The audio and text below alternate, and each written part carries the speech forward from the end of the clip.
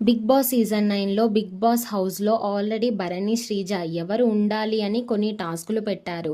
ఆ task complete అవ్వగా Sreeja, Bharani audience ఎవరు కోరుకుంటున్నారో చూడాల్సిన టైం ఆసన్నమైంది అంటూ బిగ్ బాస్ తెలియజేశారు.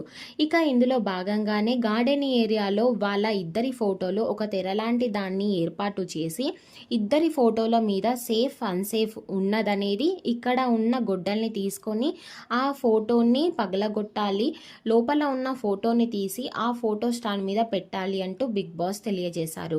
ఇక ఇందులో భాగంగానే ఈ ప్రోమోలో చూస్తుంటే భరణి ఎలిమినేట్ అయినట్టు, శ్రీజ సేవ్ అయినట్టు కనిపించింది. సో ఫైనల్గా భరణి అయితే దివ్య కళ్ళను తుడుస్తున్నాడు.